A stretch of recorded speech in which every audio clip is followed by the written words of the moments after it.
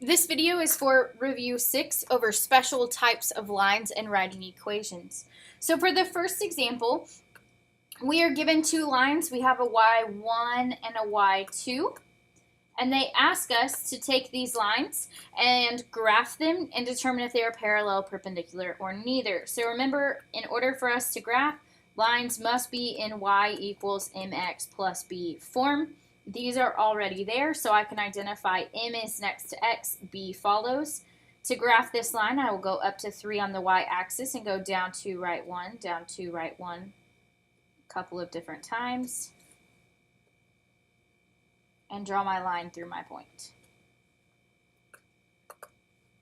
For the second line, 2x minus 5 has a slope of 2 and a y-intercept of negative 5. I will go down to negative 5, up 2, right 1, up 2, right 1, up 2, right 1. And I can see very clearly these lines are not parallel because they do not have the same slope. My slopes are not complete opposites, so they are not perpendicular, which would make them a neither. These slopes are neither. They cross at an x, meaning they are not perpendicular, but because they cross, they are not parallel. So we have, again, my first one has a slope of negative 1/3 and a b value of 5. My second one has a slope of 3 and a y value of 6. So for the first one, we go up to 5, down 1, right 3, down 1, right 3, down 1, right 3. We can also go up and to the left a little bit. And then for the second one, for y2, we go up to 6, and then up 3, right 1. We can also go down 3, left 1.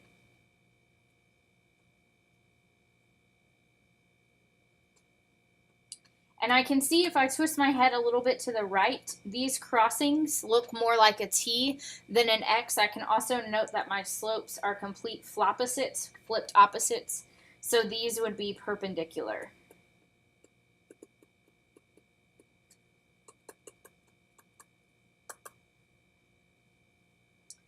And then for example 3, we have two different lines again. So the first one, slope is 4, y is negative 3. Second one, slope is 4, b is 0, because there's nothing added or subtracted. This would be an example of a direct variation, and it crosses through the origin. So my green line's going to start down at 3, go up 4, right 1, up 4, right 1.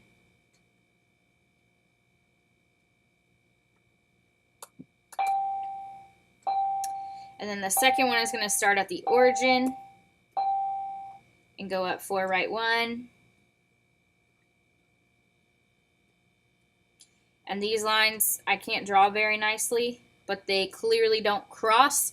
And especially if you look up at the top, I did a pretty decent job graphing this part. If you look up here, these lines look like railroad tracks that are never, ever, ever, ever, ever going to cross. So that would make them parallel. We can also see that our slopes are exactly the same.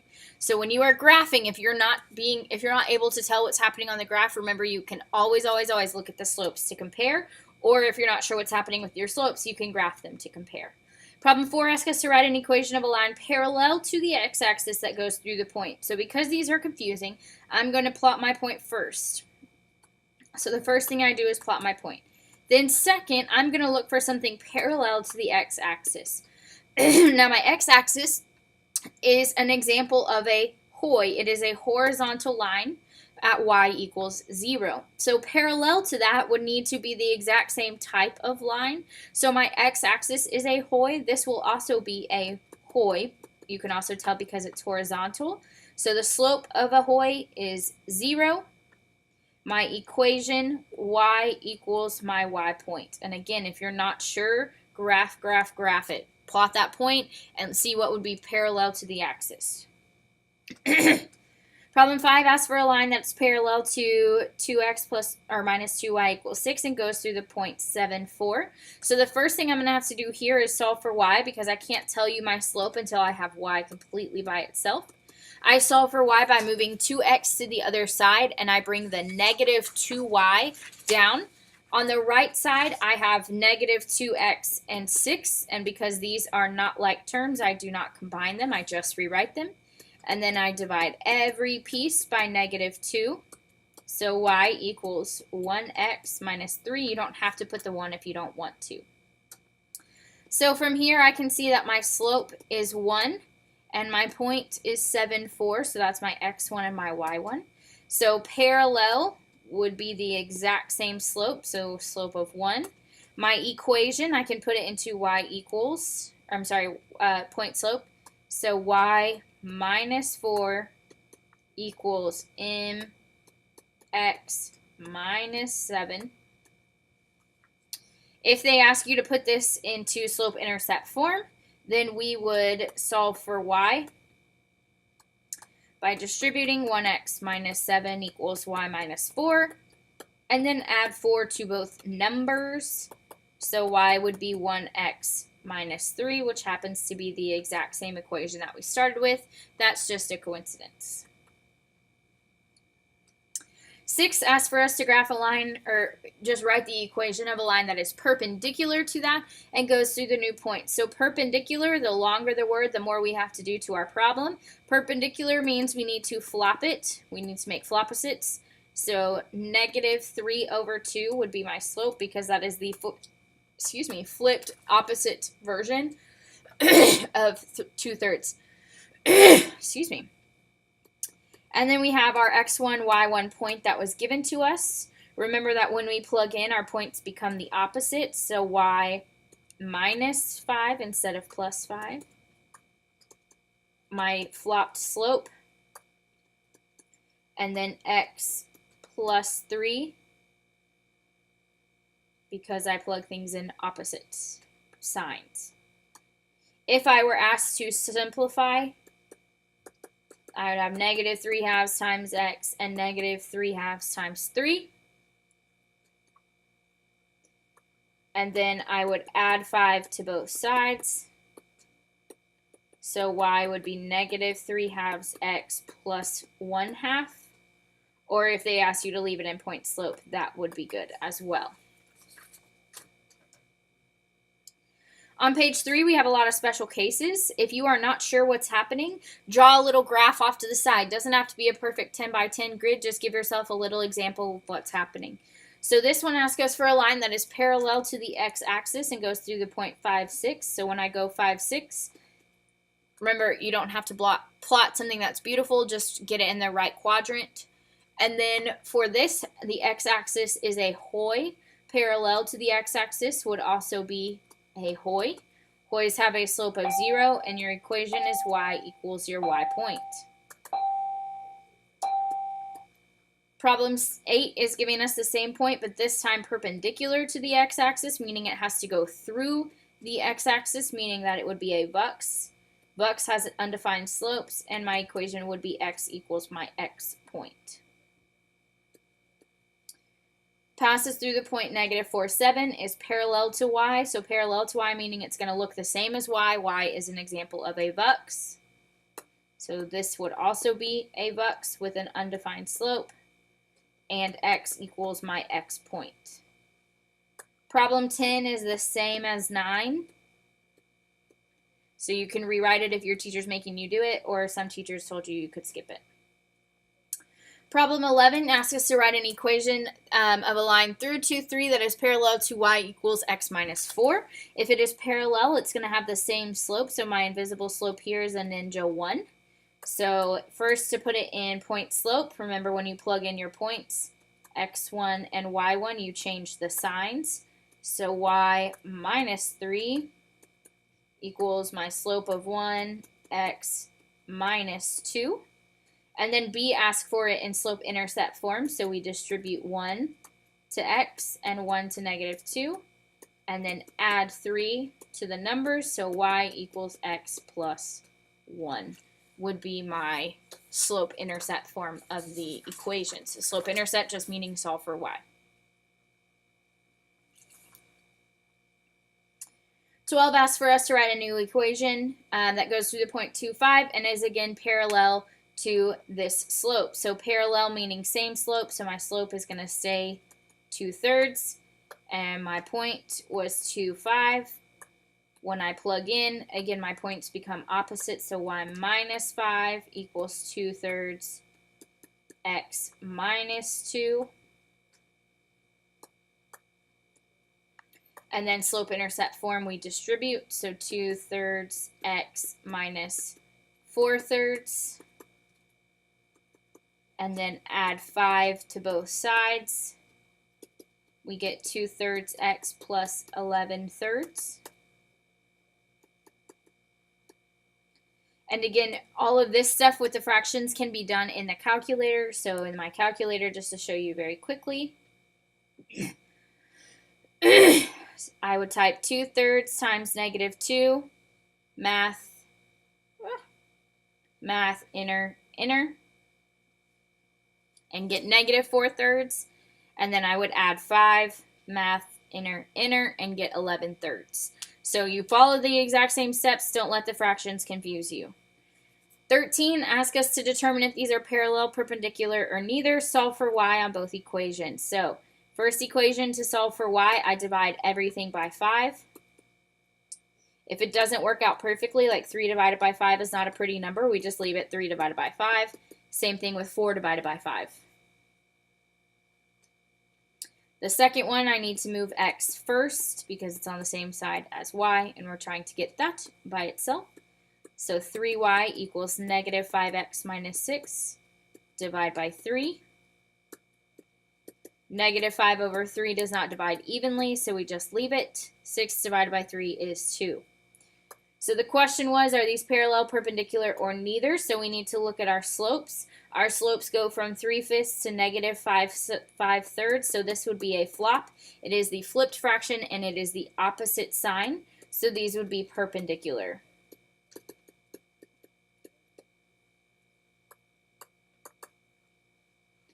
They ask us to do the same thing on 14. Again, on 14, I have to divide everything by 2 here. So y equals -2x minus 7/2. And then for this problem, I'm trying to get y by itself, so I move x to the other side.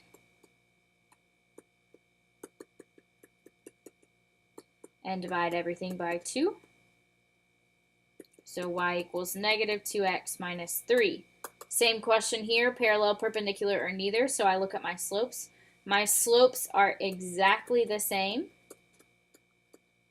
which would make these parallel.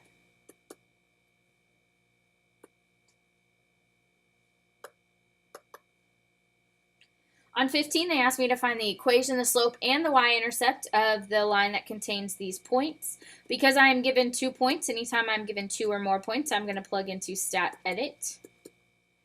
When I plug into stat edit, I plug this in exactly like I see it. I click stat, enter. If anything's in my list, I go up, clear, and click back down. So I have 3 and -2 in L1 and -12, positive 13 in L2. So I click Stat Calc 4, and I get -5 and 3. Remember, when we write our equation, a equals -5, b equals 3, we write y equals ax plus b, where my slope is a, which is the same thing as m, and then my y-intercept is b. We could also write it as the point, 0, 3. For problem 16, they asked me to use a table to fill in the points on the line. That would be found on the equation y minus 4x equals -9. Now remember, in order to use our table, we need a y equals equation.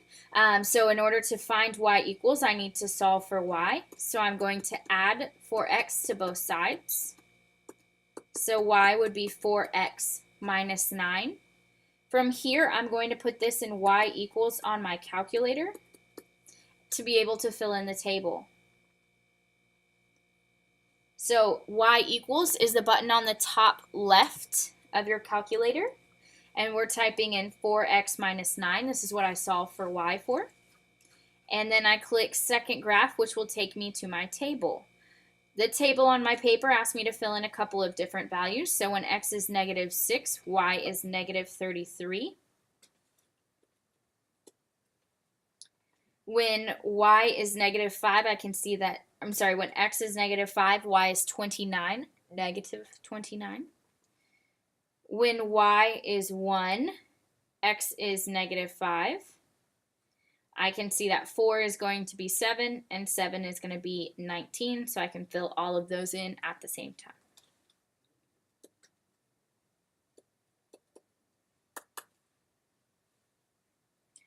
For problem 17, we have a direct variation here. Y varies directly, or sweaters vary directly with time. If she can make 3 sweaters, so y equals 3 in 4 weeks, write an equation that represents this situation. So we have 3 sweaters in 4 weeks. Because it is a direct variation, we also have the point 0, 0. So I will plug this into stat edit and get the equation of my line. So I have 0 and 4, 0 and 3, stat calc 4. So 0.75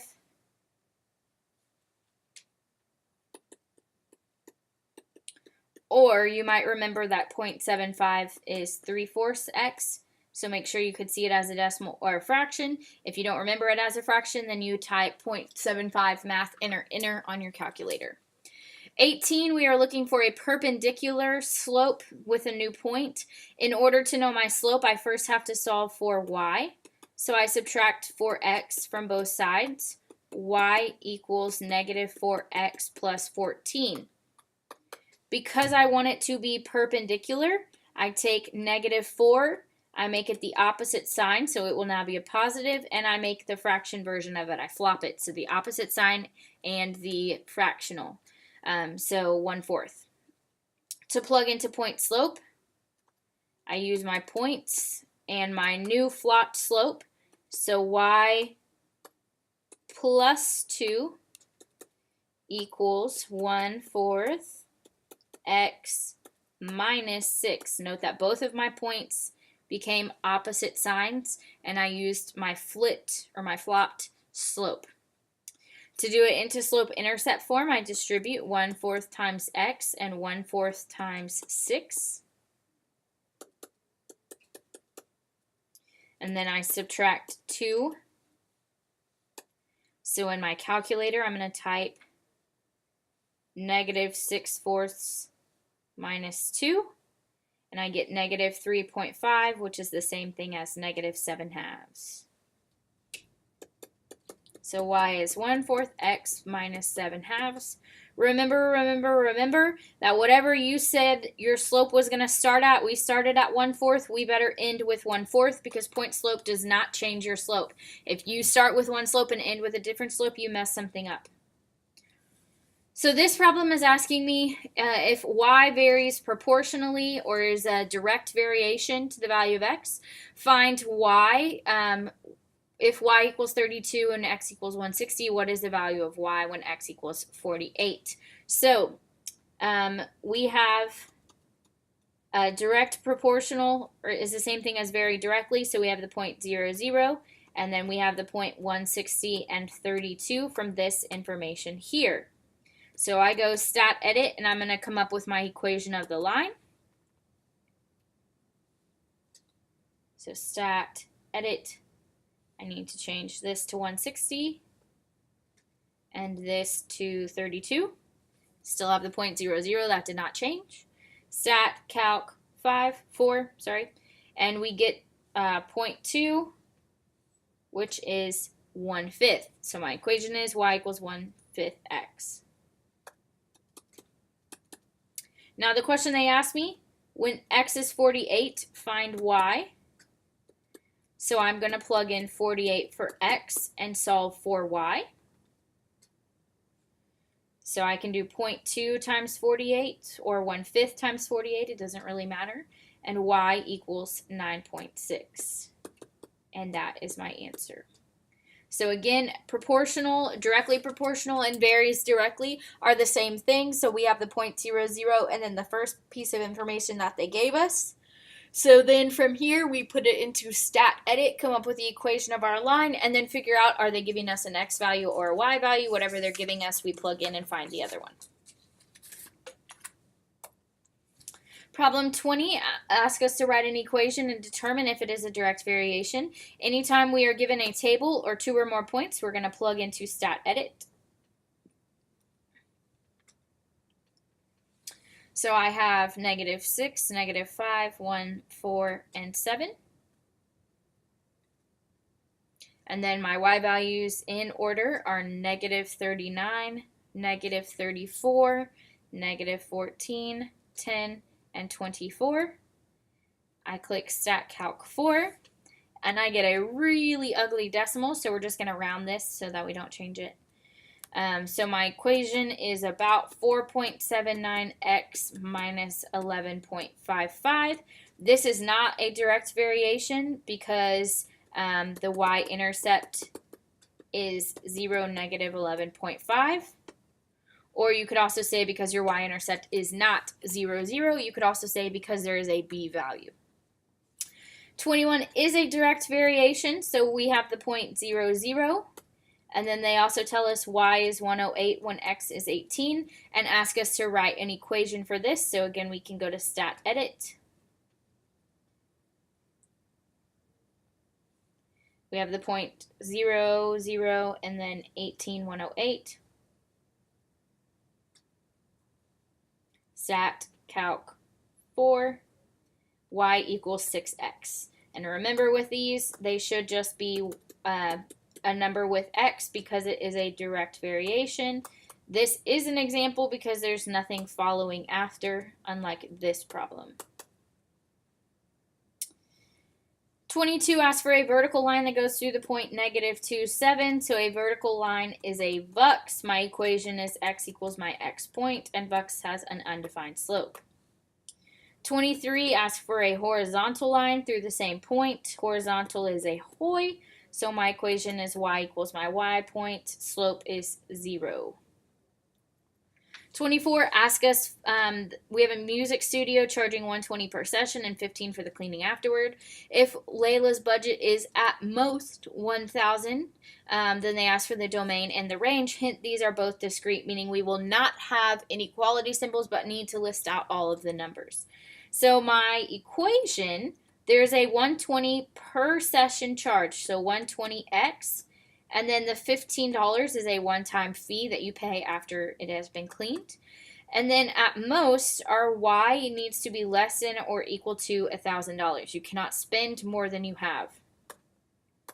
The domain of this situation is going to be my x values. X is going to be sessions. So we cannot see that right off the bat. And then my range is going to be my y. My y is going to be my budget. So for this problem, I'm going to type, go to y equals, and plug in 120x plus 15, and go look at my table. Oh my gosh. Now, in my table, I can't have negative sessions, so I know I can't start there. Remember my budget, my y value can't go over $1,000. So at 9 sessions, I'm out of money. So 8 is going to be the most amount of sessions, and then my budget is going to be all of these numbers up to $975. So my sessions are going to be all of the numbers from 0 to 8. All of these are included, and because we cannot have parts of a session, you cannot do inequalities. My range at $0 sessions is $15, at 1 session is $135, 2 is $255, 3 is $375, 4 is $495, 5 is $615, 6 is $735, 7 is $855, and 8 is $975. And again, these all come from the table. So I'm listing all of my sessions out. I can only go up to 8 sessions till I run out of money. And at each of those sessions, I'm listing the range for each of those. The graph below is being used for problems 25 and 26. Record and fill in the bubbles. The linear function h is shown on the grid. 25 asks us for the value of the y-intercept. So the y-intercept is where it crosses the y-axis. This is crossing at 0, -3. So the value would be 0, 3. I'm sorry, -3. Remember that you must bubble the negative and you must bubble the 3. You can put the 3 wherever you want, as long as you only put 1, 3, and you don't put any zeros before or after. 26 asks us for the slope. So we can count from point to point. Make sure you watch your values. From here we go from -3. We go up 1, 2, 3 values. And then we go to the right, 1, 2, 3, 4, 5. Notice that for each of these lines, each value is not 1. They go up, every other line is 1, so make sure you are counting those correctly. So my slope would be 3/5, which is the same as the decimal point 6. So I would type or fill in the bubbles for the point and for the 6. I do not have to bubble the positive. I definitely don't need to bubble the negative.